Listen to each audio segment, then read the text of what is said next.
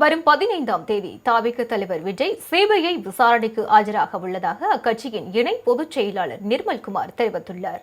கரூர் கூட்ட நெரிசலில் சிக்கி 41 பேர் உயிரிழந்த சம்பவம் தொடர்பான வழக்கை சிபிஐ விசாரித்து வருகிறது. இவ்வழக்கு தொடர்பாக தவிக தலைவர் விஜய் ஏற்கனவே 2 முறை டெல்லியில் உள்ள சிபிஐ அலுவலகத்தில் ஆஜராகி விளக்கம் அளித்தார்.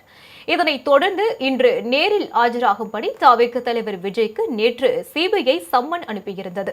தேர்தல் பணிகள் காரணமாக விசாரணையில் இருந்து விலக்கு அளித்து சென்னையில் உள்ள சிபிஐ அலுவலகத்தில் ஆஜராக அனுமதிக்க வேண்டும் என்று விஜய் கோரிக்கை விடுத்திருந்தார்.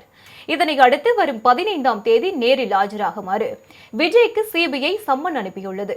இது தொடர்பாக தவிக தலைமை அலுவலகம் உள்ள பனையூரில் செய்தியாளர்களை சந்தித்த அக்கட்சியின் இணை பொதுச் செயலாளர் நிர்மல்குமார், வரும் 15ஆம் தேதி சிபிஐ விசாரணைக்கு தவிக தலைவர் விஜய் ஆஜராக உள்ளதாக கூறினார்.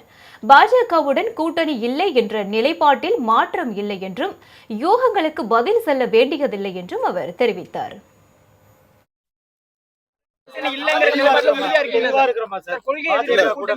திரும்பவும் சொல்லிட்டேன், எந்த யூகத்தின் அடிப்படையிலும் கேட்கப்படும் வர யூகங்களுக்கும் நிறைய வர்ற கதைகளுக்கும் யூடியூப்ல வர நிறைய செய்திகளின் அடிப்படையில் எந்த கருத்துக்கும் நாங்க பதில் சொல்லுவோம். ஏன்னா தினமும் ஒவ்வொரு யூடியூப்ல ஒண்ணு வருது, ஒவ்வொரு கருத்துக்கள் வருது, நிறைய யூகங்கள் வருது. இதெல்லாம் பதில் சொல்லிட்டு இருந்தா இருக்காது. அடுத்ததான் இந்த சிபிஐ நாங்க வேற ஒரு தேதியும் சென்னைக்கும் மாற்றி கேட்டிருந்தோம். ஸோ சென்னைக்கும் வேணும்னு சொல்லிட்டு, ஏன்னா ஆல்ரெடி 2 சம்மனுக்கு எங்களுடைய தலைவர் டெல்லியில ஆஜராகி அவங்களுக்கு தேவையான அனைத்து விளக்கங்களும் கொடுக்கப்பட்டுச்சு. ஸோ திரும்பவும் இந்த தடவை சென்னைக்கு மாற்றியும் வேற ஒரு தேதியும் கேட்டிருந்தோம்.